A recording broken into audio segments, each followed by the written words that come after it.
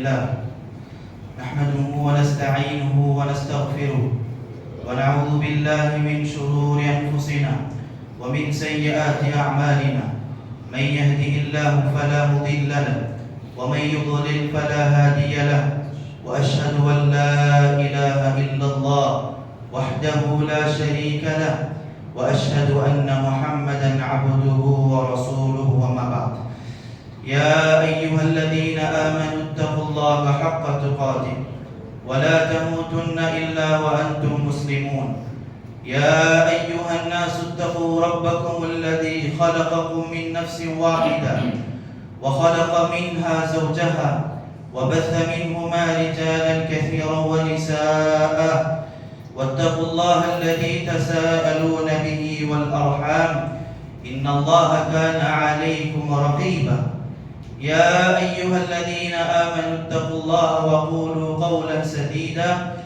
يصلح لكم أعمالكم ويغفر لكم ذنوبكم ومن يطع الله ورسوله فقد فاز فوزا عظيما أما بعد فإن خير الحديث كتاب الله وخير الهدي هدي محمد صلى الله عليه وسلم وشر الأمور محدثاتها وكل محدثة بدعة وكل بدعة ضلالة وكل ضلالة في النار أعوذ بالله السميع العليم من الشيطان الرجيم من همزه ونفخه ونفسه بسم الله الرحمن الرحيم وأن المساجد لله فلا تدعوا مع الله أحدا محترم حضرات و خواتین، ابھی آپ کے سامنے میں نے خطبہ مسنونہ کے بعد سورۃ الجن کی ایک آیت تلاوت کی۔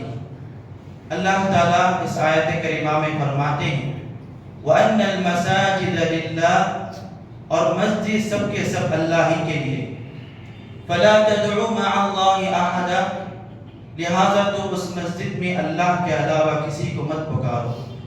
اس آیت کریمہ سے بات معلوم ہوتی ہے کہ مسجد یہ اللہ کا گھر ہے، یہ توحید کا مرکز ہے، یہاں سے اللہ رب العالمین کا وحدانیت کا پیغام لوگوں تک عام ہوتا ہے۔ آپ غور کریں کہ اللہ تعالیٰ مسجد کو اپنی طرف نسبت کر کے کہتا ہے کہ مسجد اللہ کا گھر ہے۔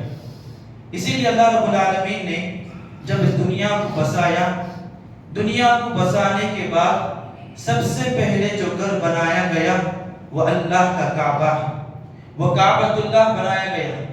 ان اول بیت وضع للناس للذی ببکۃ مبارکا وہدی للعالمین، سب سے پہلے اس روئے زمین میں اللہ کی عبادت کے لیے جو گھر بسایا گیا، جو گھر بنایا گیا وہ اللہ کا گھر ہے، کعبہ ہے۔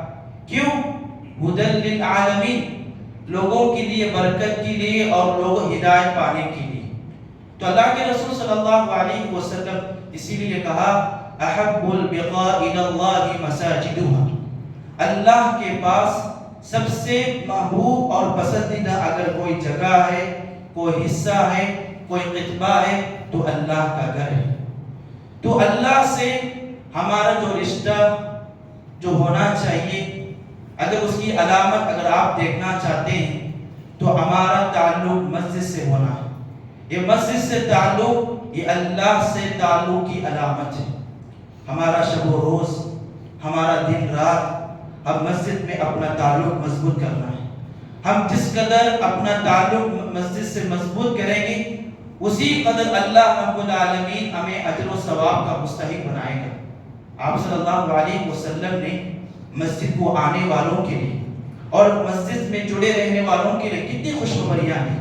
اللہ کے رسول نے کہا کل روز قیامت میں عرش کا سایہ 7 لوگوں کو نصیب ہوگا، ان 7 لوگوں میں ایک شخص ایسا ہوگا وَرَجُلٌ قَلْبُهُ مُعَلَّقٌ بِالْمَسَاجِدِ، جو شخص دنیا میں جس کا دل مسجد سے لٹکا ہوا تھا، مسجد کے اٹکا ہوا تھا، اللہ رب العالمین اس شخص کو کل روز قیامت میں عرش کا سایہ نصیب کرے گا۔ تو مسجد میں اپنے آپ کو جڑنا، مسجد سے جو رشتہ ہے، جو قلبی رشتہ ہے، جو قلبی تعلق ہے، یہ ایمان کی علامت ہے۔ اللہ کے رسول نے کہا اگر تم کسی شخص کو مسلسل مسجد کو آتے ہوئے دیکھ رہے ہیں، وہ ہر نماز مسجد میں پڑھتا ہے، وہ ہر وقت مسجد کو آتا ہے جاتا ہے، اس کا دن رات مسجد میں گزرتا ہے، تو مومن کی علامت ہے، تم گواہی دو وہ مومن ہے۔ تو حضرات، مسجد یہ شعائر اللہ میں سے، وَمَن يُعَظِّمْ شَعَائِرَ اللَّهِ فَإِنَّهَا مِن تَقْوَى الْقُلُوبِ، جو اللہ کی شعائر اللہ کا تعظیم کرتا، عزت کرتا، یہی اصل دل کا تقویٰ ہے اللہ نے کہا۔ تو میں نے سوچا کہ آپ لوگوں کے سامنے مسجد کے آداب کے بارے میں کچھ باتیں پیش کروں، آپ کی سماعت کے حوالہ کروں، تاکہ آپ لوگ اس سے مستفید حاصل ہوں۔ تو محترم بھائیوں اور بہنوں اور بزرگوں، مسجد کا آنا یہ بہت مبارک آنا ہے۔ آپ صلی اللہ علیہ وسلم نے کہا، بشر المشائین فی الظلم الی المساجد بنور التام الی یوم القیامہ، مسجد کو جو آتے ہیں، اندھیرے کے باوجود بھی مسجد کو آتے ہیں، تاریکی کے باوجود بھی مسجد کو آتے ہیں، ڈارکنس کے باوجود بھی مسجد کو آتے ہیں، ان لوگوں کے لیے خوشخبری یاد ہو جو اندھیرے میں مسجد کو آتے ہیں، اللہ رب العالمین کل روز قیامت ان لوگوں کو نور سے سرفراز کرے گا۔ آپ جو عشاء کے وقت ہو، فجر کا وقت ہو، آپ جو اندھیرے میں چل کر آتے ہیں نا، آپ جو تاریکی میں چل کر آتے ہیں، یہ تاریکی کل روز قیامت آپ کے لیے نور بنے گا۔ یہ تاریکی، یہ اندھیرا کل آپ کے لیے روز قیامت میں اللہ نور کی شکل میں آپ کو پیش کرے گا۔ کیوں؟ کیونکہ تم نے اللہ کے گھر کو اندھیرے کے باوجود بھی تاریکی میں کیا کیا؟ اللہ کا گھر میں، اللہ کے دربار میں حاصل ہوئی۔ تو مسجد کو آنا یہ بہت مبارک آنا ہے۔ اور اسی طرح سے ہم لوگ مسجد کو آتے ہیں، مسجد میں آ کے یہاں پر غسل کرتے ہیں، اچھی بات ہے، غسل کیجیے، صحیح ہے، لیکن کوشش کریں کہ ہم گھر سے ہی غسل کر کے آئیں، وضو کر کے آئیں۔ ہم جو گھر سے نکلتے ہیں اسی وقت کیا کرنا چاہیے؟ گھر ہی میں وضو کر کے آنا چاہیے۔ اس کی بڑی بڑی فضیلت ہے۔ اللہ کے رسول صلی اللہ علیہ وسلم نے کہا، ثلاثۃ کلہم ضامن عز وجل، تین شخص ہیں جو اللہ کے عز و امان میں رہتے ہیں۔ کون وہ شخص؟ جو گھر میں وضو کر کے مسجد کو آتا ہے، اس کے لیے دو فضیلت ہے۔ اگر وہ مسجد کو آتا ہے، مسجد کو آتے ہوئے اس کا انتقال ہو گیا، مسجد کو آ گیا، عبادت کر رہا تھا، انتقال ہو گیا، ڈائریکٹ جنت۔ دوسری فضیلت، مسجد کو آیا وضو کر کے، گھر سے وضو کر کے نکلا، مسجد کو آیا، عبادت کی اور گھر لوٹا، تو بہت بڑا اجر و ثواب لے کر جائے گا۔ تو کوشش کریں اور یہ عادت بنائیں کہ گھر سے آتے ہوئے کیا کریں؟ آپ وضو کر کے آئیں، آپ کے لیے بڑی فضیلت کا حامل ہے۔ اور دوسری بات، آپ لوگ جب مسجد کو آتے ہیں، کوشش کرو اگر آپ کا گھر مسجد سے قریب ہے تو چل کر آنے کی کوشش کرو، چل کر آنا ہے مسجد کو۔ اگر بہت زیادہ دور ہے، آپ گاڑی میں آتے ہیں، کوئی حرج کی بات نہیں، صحیح بات ہے، لیکن آپ کا گھر ذرا قریب ہے مسجد سے، تو آپ کیا کریں؟ مسجد کو چل کر آئیے، اس کی بڑی فضیلت ہے۔ ایک صحابی تھے، ان کا گھر مسجد سے، مسجد نبوی سے بہت زیادہ دور تھا۔ صحابہ کہتے تھے، ابی بن کعب رضی اللہ عنہ روایت کرتے ہیں اس صحابی سے، ارے تم اپنے آپ کو مشقت میں کیوں ڈالتے؟ ہر نماز میں کیا کرتے؟ اتنی دور سے مسجد کو آتے ہیں، کیونکہ ان کا گھر مسجد نبوی سے بہت زیادہ دور تھا۔ آج تو آپ مدینے میں مسجد نبوی دیکھتے نا، وہ آپ صلی اللہ علیہ وسلم کے دور میں مدینہ تھا، آج کیا ہو گیا؟ وسعت ہو گیا، مطلب بہت زیادہ مسجد پھیل گئی۔ لیکن صحابہ کے دور میں جو مسجد نبوی کے باہر بہت زیادہ آبادی تھی، صحابہ وہاں سے دور دور سے کیا کرتے تھے؟ مسجد کو آتے تھے۔ تو صحابہ نے کہا کہ تم مسجد کے قریب کیوں گھر نہیں آتے؟ تم مسجد کے قریب شفٹ ہو جاؤ، تاکہ آپ کو ہر نماز میں آپ کو آسانی سے نماز ادا کر سکے۔ تو صحابی نے کہا کہ میں نے رسول اللہ صلی اللہ علیہ وسلم سے سنا، جو شخص مسجد کے لیے چل کر آتا ہے، ایک ایک قدم اٹھا کے رکھتا ہے، تو اللہ ایک ایک قدم کے بدلے اس کے گناہوں کو معاف کرتا ہے، اس کے درجات کو بلند کرتا ہے۔ یمحو اللہ بہ الخطایا ویرفع بدرجات، کہ آپ مسجد کو جب چل کر آتے ہیں، ایک ایک قدم کے بدلے اللہ آپ کے گناہوں کو معاف کرتا ہے، ایک ایک قدم کے بدلے اللہ آپ کے درجات کو بلند کرتا ہے۔ تو سوچئے آپ مثال کے طور پر گھر سے آپ کا مسجد آنا ایک 500 فیٹ ہے، سوچئے کتنے گناہ آپ کے معاف ہوں گے، کتنے درجات آپ کے بلند ہوں گے۔ تو کوشش کریں کہ آپ مسجد کو آتے وقت چل کر آنے کی کوشش کریں۔ تو آپ صلی اللہ علیہ وسلم جب وہ صحابی کو دیکھا جو مسجد سے مگر دور تھا چل کر آتے تھے، تو اللہ کے رسول نے پوچھا کیا وجہ ہے؟ انہوں نے کہا اللہ کے رسول آپ نے کہا تھا جو مسجد کو چل کر آتا ہے ان لوگوں کی ساری نعمتیں ملتی ہیں، ساری فضیلتیں ملتی ہیں۔ تو آپ نے کہا قد آتاک اللہ ذلک کلہ، مسجد کو چل کر آنے کی وجہ سے جو نیت آپ نے دل میں باندھے ہیں اللہ تعالیٰ وہ ساری نیتیں ساری خیر عطا کرے۔ اور تیسری بات یہ ہے مسجد کو آنا یہ بہت مبارک آنا ہے۔ مسجد کو آتے ہوئے آپ کے اندر یہ خضوع ہونا ہے کہ میں اللہ کے دربار میں جا رہا ہوں، میں اللہ کے دربار میں حاضر ہو رہا ہوں، میں اللہ کے دربار میں سجدہ ریز ہو رہا ہوں۔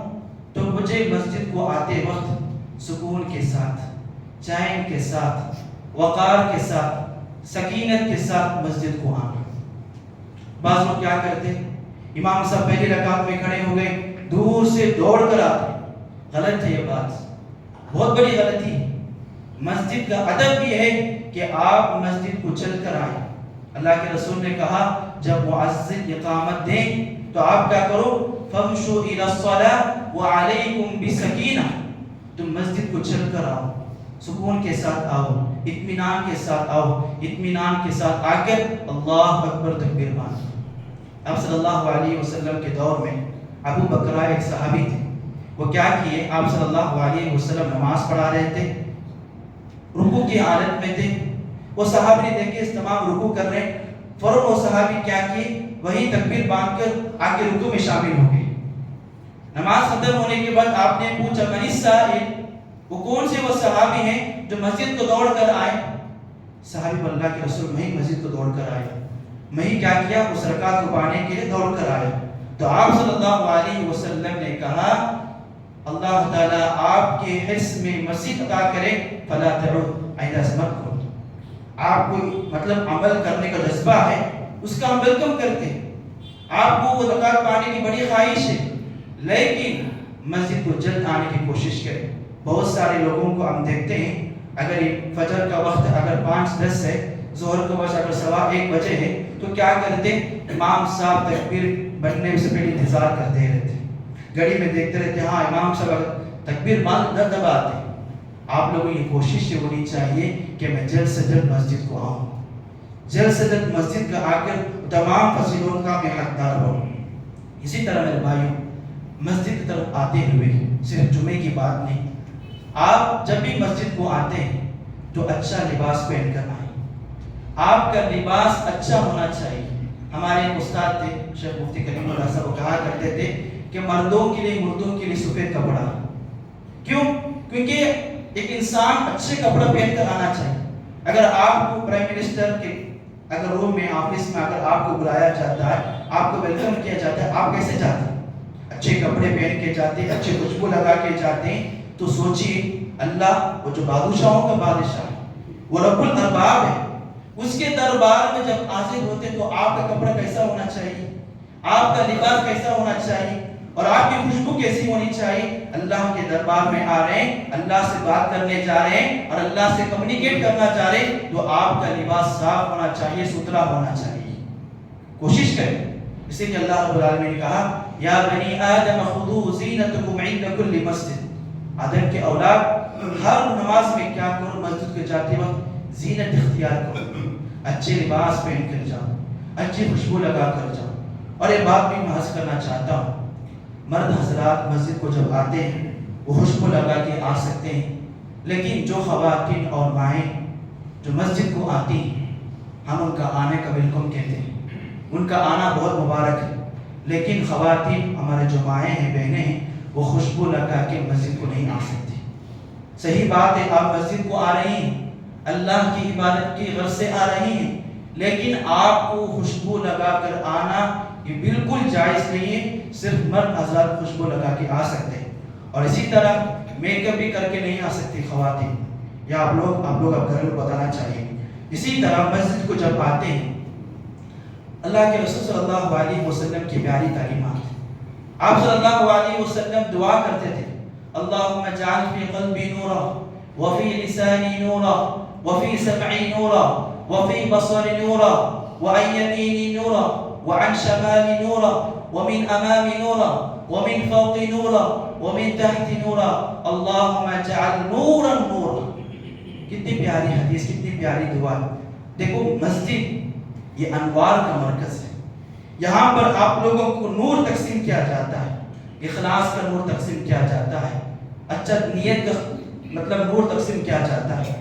تو مسجد کو آتے ہو کیا کریں، یہ دعا اہتمام کرنا چاہیے۔ آپ صلی اللہ علیہ وسلم دیکھیں کتنی پیاری دعا، اے اللہ میرے دل کو پرنور کر دے، میرے سماعت کو پرنور کر دے، میرے بصارت کو پرنور کر دے، میرے آگے میرے پیچھے میرے دائیں اور بائیں مجھے ہر طرح سے پرنور کر دے، اور میرے زندگی میں اللہ تیرے جانب سے پورا نور عطا کرے۔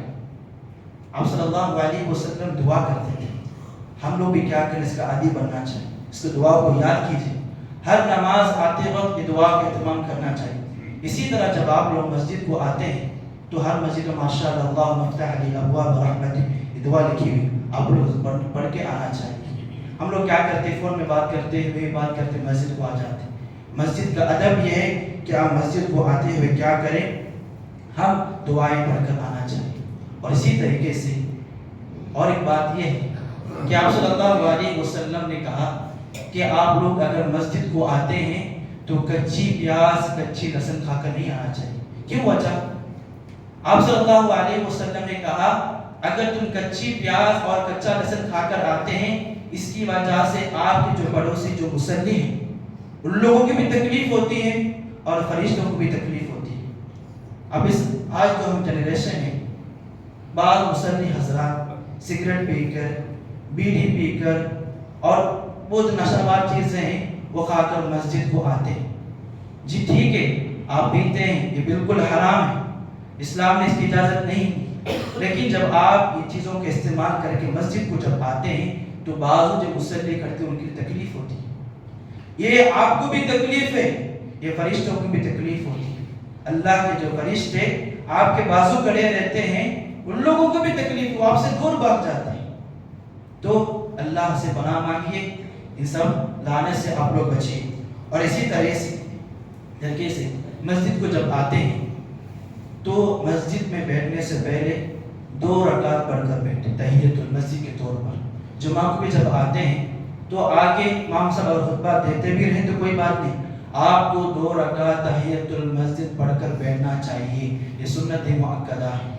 اور اسی طریقے سے مسجد میں بعض لوگ آتے ہیں، مؤذن صاحب اذان دے چکے ہیں، اذان دینے کے بعد کسی کو مسجد سے باہر جانے کی قطعاً اجازت نہیں، کوئی بھی مسجد سے باہر نہیں جا سکتا۔ اذان ہونے کے بعد آپ آئے مسجد کو، مؤذن صاحب نے اذان دیا، آپ کو یہ اجازت نہیں کہ آپ مسجد سے باہر جا سکتے، نہیں، بالکل اجازت نہیں۔ ہاں اگر کوئی ذمہ داری ہے، مثال کے طور پر اگر کوئی امام صاحب کسی مسجد میں نماز پڑھانا ہے، وہ اگر یہاں پر موجود ہیں تو وہ کیا کر سکتے ہیں، باہر جا سکتے ہیں، لیکن کوئی بھی مصلی اگر مسجد کو آتے ہیں مؤذن صاحب اذان دینے کے بعد وہ مسجد سے باہر نہیں جا سکتے۔ کیوں؟ کیونکہ اذان ہونے کے بعد مسجد سے باہر جانے والا شیطان ہے، وہی کیا کرتا ہے، ہوائیں خارج کر کے مسجد سے باہر جاتے ہیں۔ اور اسی طریقے سے کوشش کرو کہ مغرب نماز جب آتے ہیں تو دوسری نماز کے لیے انتظار میں بیٹھو۔ اللہ کے رسول صلی اللہ علیہ وسلم نے کہا اللہ اس شخص کے لیے فرشتوں کے سامنے فخر کرتا ہے۔ اللہ کے رسول صلی اللہ علیہ وسلم نے فرمایا، عبداللہ بن عمر رضی اللہ عنہ روایت کرتے ہیں کہ ہم سب ایک مجلس کے طور پر مغرب کی نماز کے بعد بیٹھے ہوئے تھے، بعض لوگ چلے گئے، ہم لوگ عشاء کی نماز پڑھنے کے لیے بیٹھے ہوئے تھے۔ اللہ کے رسول دوڑتے ہوئے آئے اور کہا اللہ تعالیٰ آپ کے لیے آسمان کے دروازہ کھول دیا ہے، اللہ تعالیٰ فرشتوں کے سامنے آپ کا فخر بیان کرتا ہے۔ کیا فخر؟ دیکھو قد قضوا فریضۃ وهم ينتظرون اخرى، یہ لوگ تو کیا کر دیے، مغرب نماز ادا کر دیے، لیکن عشاء کی نماز کے لیے انتظار میں بیٹھے ہوئے۔ تو نماز کا انتظار کرنا، بعض لوگ کیا کرتے ہیں مسجد کو جلد آنا پسند نہیں کرتے. جلد آؤ مسجد کو، جلد آ کے دعائیں کرو. اذان ہونے کے بعد اقامت ہونے کا جو وقت ہے، جو گیپ ہے، اگر آپ اس وقت میں دعا کریں گے، اللہ کا رسول کا وعدہ ہے وَلَمْ يُرَدْ، جو دعائیں اس وقت آپ کریں گے وہ دعا رد نہیں ہوگی. کتنے لوگ ہیں آتے ہیں بیکار باتیں کرتے رہتے، بیٹھ کے اللہ سے دعائیں مانگی، اپنی مرادیں پیش کی اللہ سے، یا اللہ میں ان مسائل کا شکار ہوں، میرے مسائل کو تو حل کر. آپ کیا کیجیے، وقت کو جلدی آئیے، 2 رکعت تحیۃ المسجد پڑھیے اور سنتیں پڑھیے، بیٹھ جائیے، اللہ سے دعا کرتے رہیے جب تک کہ مؤذن اقامت نہ دے. اور اسی طریقے سے مسجد میں آتے وقت بیکار باتیں نہیں کرنا چاہیے. دنیاوی باتیں ہوں، سیاست کی باتیں ہوں، پولیٹکس کی باتیں ہوں، یہ مسجد میں بالکل جائز نہیں. اگر آپ بات کرنا چاہتے تو آپ مسجد کے باہر جا سکتے ہیں، مسجد کے باہر بات کر سکتے ہیں، لیکن مسجد کے اندر آپ کو سیاست بات کرنے کی، پولیٹکس بات کرنے کی، آپ کی بزنس کے بارے میں بات کرنے کی بالکل اجازت نہیں. یہاں تک کہ آپ صلی اللہ علیہ وسلم نے کہا، اگر کوئی شخص مسجد میں آ کے اپنے بزنس کا ایڈورٹائزمنٹ کر رہا ہے، اشتہارات کر رہا ہے، تو اس کے لیے بد دعا دو، لا اربح اللہ تجارتک، اللہ تیری تجارت میں برکت نہ دے. کیوں؟ یہ اللہ کا گھر ہے، یہاں عبادت کرنے کے لیے آتے ہیں. دنیا کو باہر بیچ کے اندر آنا ہے، دنیا کو باہر بلا کے اندر آنا ہے اللہ کے گھر. اور اسی طریقے سے مسجد کو جب آتے ہیں تو ہمارے اندر خشوع خضوع کا ایک معنی یہ ہے کہ ہم باہر کتنے بڑے پولیٹکس رہیں، کتنے بڑے بزنس مین رہیں، لیکن آپ لوگ مسجد کے آتے وقت یہ خیال سے آئیں، یہ تصور سے آئیں اب اللہ کے بندے ہیں. آپ لوگوں کا آئیڈینٹیفائی بھول جاؤ. تم باہر بہت بڑے بزنس مین ہو، تم باہر ایریا کے کاؤنسلر ہو، تم ممبر آف پارلیمنٹ ہو، لیکن اللہ کے سامنے تم اللہ کے بندے ہو، اللہ کے سامنے تم نطفے سے بنائے گئے انسان ہو. مسجد کے آتے وقت اپنا سینہ کٹ کر چلنا، اپنا یہ پیش کرنا نہیں. یہ وہ ایسا جگہ ہے یہاں پر امیروں کو غریب کیا جاتا ہے. اگر غریب آدمی مسجد کو جلد آتا ہے، پہلے صف میں کھڑے ہو کر امام کے پیچھے نماز پڑھے گا. اگر امیر آدمی اگر وہ تاخیر سے بھی آئے گا، وہ پیچھے کر کے نماز پڑھے گا. یہ مسجد انصاف کا مرکز ہے، یہاں پر امیروں کو غریب کیا جائے گا، اور غریب اگر جلد آئے اس کا حق دیا جائے گا. تو آپ کا پریسٹیج، آپ کا وہ ایٹیٹیوڈ وہ سب مسجد کے باہر ہونا چاہیے. مسجد کے اندر آپ کچھ بھی نہیں کر سکتے. اور اسی طریقے سے مسجد میں آتے وقت آپ چلانا، کسی کو زور سے بلانا، کسی کو گالیاں دینا، یہ بالکل اجازت نہیں. یہ مسجد اللہ کا گھر ہے، یہ تعظیم کرنا ہے. اگر آپ مؤذن صاحب کو بلانا چاہتے ہیں، امام صاحب کو بلانا چاہتے ہیں، تو قریب جا کے بلائیے. امام صاحب، مؤذن صاحب قریب جا کے بلائیے. مؤذن صاحب اتنا چلا کے بلانا یہ بالکل اجازت نہیں. اللہ کا گھر ہے، اللہ کا گھر کا احترام ہونا چاہیے. عمر رضی اللہ عنہ کے دور میں 2 لوگ لڑ رہے تھے. عمر بن خطاب نے ان کو بلایا، پوچھا تو آپ لوگ کہاں سے؟ انہوں نے کہا ہم طائف سے. تو نے کہا بات جاؤ، خاموش بیٹھو، اگر تم مدینے والے ہوتے تو میں آپ لوگوں کو کوڑا لگاتا. تو مسجد کو آتے وقت یہ چلانا، یہ لوگوں کو چیخنا، بلانا، یہ سب بالکل جائز ہے. ان انکر الاصوات لصوت الحمیر، چلانا کس کا ہے؟ گدھے کی آواز. اللہ نے کہا چلا کر بات کرنا یہ کیا ہے؟ گدھے کی آواز ہے. اسی طرح مسجد میں آتے وقت آپ کے ذریعے سے کسی کو تکلیف نہیں ہونا. میں جب آتا ہوں میرے ذریعے سے کسی کو تکلیف نہیں ہونا. خاص کر کے آج کے جو جنریشن میں ہم لوگ کے پاس موبائل فون ہے، کوشش کرو کہ گھر میں رکھ کر آنے کی موبائل فون کو، کیونکہ انسان ہونے کے ناطے سب بھول جاتے ہیں. امام صاحب بھی بھول جائیں گے، مؤذن صاحب بھی بھول جائیں گے، تمام بھول جائیں گے. تو کوشش کرو موبائل فون کو سوئچ آف کر کے آؤ. بعض لوگ امام صاحب نماز پڑھتے ہیں، پیچھے موبائل فون بج رہا ہے، امام صاحب کی نماز میں خلل. میں ہر مسجد کی بات کر رہا ہوں. ہر مسجد میں ہم دیکھیں ہیں، ہر مسجد میں خطبہ دیتے ہوئے چیز دیکھیں ہیں کہ مسجد کے آداب کے خلاف ہے. آپ لے کر آ سکتے لیکن موبائل فون کو آپ سوئچ آف کر کر آنا چاہیے. بدرجہ اولا یہ بہتر ہے کہ آپ گھر میں رہ کر آ جائیں. اللہ کے گھر کو آ رہے ہیں، دنیا کو بیچ کر آئیے اللہ کے گھر کو. اور اسی طریقے سے مسجد یہ اللہ کا گھر ہے. امام کا بھی فرض بنتا ہے، مؤذن کا بھی فرض بنتا ہے، آپ کا بھی فرض بنتا ہے کہ مسجد کا خیال کریں، مسجد کا پاک و صاف کا اہتمام کریں۔ مثال کے طور پر آپ مسجد کو آ رہے ہیں، کہیں گندگی پڑی ہوئی ہے، آپ کا بھی حق بنتا ہے کہ آپ کیا کہ اس کو صاف کریں۔ مؤذن صاحب کو بلائیں، امام صاحب کو بلائیں، مینجمنٹ کو بلائیں، یہ چیز غلط ہے۔ آپ بھی اللہ کے بندے ہیں، یہ اللہ کا گھر ہے، یہ میرا گھر نہیں، امام صاحب کا گھر نہیں، مؤذن صاحب کے نہیں، یہ اللہ کا گھر ہے۔ آپ صلی اللہ علیہ وسلم کے دور میں ایک دیوار میں کچھ گندگی لگی ہوئی تھی، دیکھیے آپ صلی اللہ علیہ وسلم کے کریمان اخلاق دیکھیے، آپ نے اپنے ہاتھ سے اس غلاظت کو صاف کیا۔ ہم ایسے متولیان مسجد کو دیکھے ہیں جو مسجد کے ٹوائلٹ کو صاف کیے، الحمدللہ نہیں، وہ اللہ کا گھر ہے۔ آپ لوگوں کی موقع دیکھنا چاہیے کہ مسجد کے مجھے کہیں گندگی پڑی ہوئی کیا کرے۔ اللہ کے رسول نے کہا اگر مسجد میں کوئی تنکا پڑا ہوا ہے، اس تنکے کو لے کر اگر کوئی باہر پھینکتا ہے اس کے لیے ثواب ہے۔ اگر آپ کے ذریعے سے کوئی تنکا پڑ گیا مسجد میں، آپ کے حق میں گناہ لکھا جائے گا۔ تو مسجد میں مسجد کو پاک و صاف کا اہتمام کرنا امام کا بھی حق ہے، مؤذن کا بھی حق ہے، آپ لوگوں کا بھی حق ہے۔ آپ بھی اس کے ریسپانسبلٹی سے، مسجد اللہ کا گھر ہے، آپ بھی کوشش کریں اگر وہ گندگی پڑی ہوئی اس کو آپ صاف کرنے کی کوشش کریں۔ ہم دیکھیں ماشاءاللہ اتنے بڑے بڑے متولیان مسجد کو بڑی بڑی تعمیرات کر کے ماشاءاللہ کیا کرتے ہیں، وہ نالے میں ہاتھ ڈال کے غلاظت بناتا ہے ماشاءاللہ۔